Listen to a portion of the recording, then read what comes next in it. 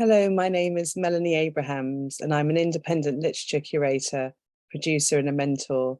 Also the founder and director of Renaissance One, which over 20 years has been shifting the narrow frame of the arts world towards more diversity, particularly greater profile for Caribbeans and British Caribbeans. The 75th anniversary of Windrush and Windrush Day is really important to me as someone of Caribbean origin.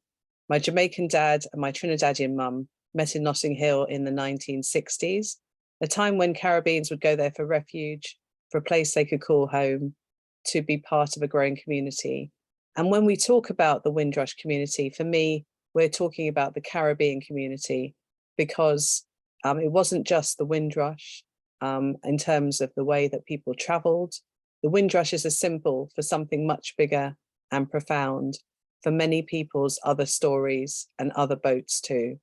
So why don't we make spaces for these many varied stories of Caribbeans across many generations?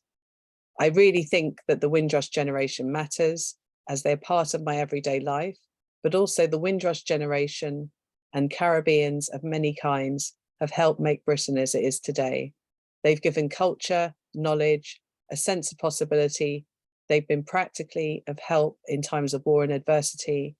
They've given immense value to building up the NHS and making it what it was.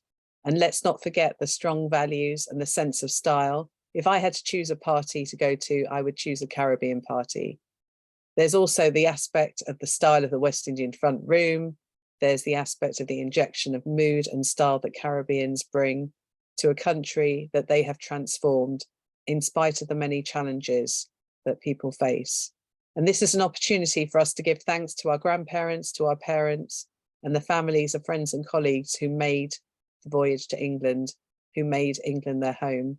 And it's also an opportunity for us to think about the value of resistance, of keeping on regardless, and also of the value of our social practices, who we are, how we do things, and how we've come to be. My hope for the future is that in terms of the values, the styles, the assets, and the legacy of the Windrush generation, that it will come more to the fore, and people will stand together more as a collective and as a force for justice and change.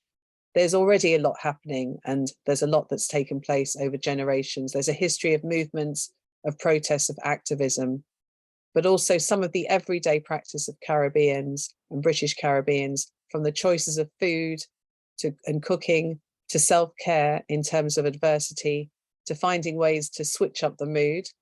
And also for me, the art of liming, which is a unique approach to life. And for me, it's finding a sense of independence when you're faced with coloniality.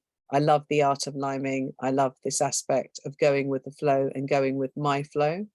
And I think there are ways in which Caribbeans at times have been keeping on regardless of their challenges. And I think all of these things, the style, the essence, the values, the virtues, they're profound and they're significant and they're life affirming, and they need to be celebrated more.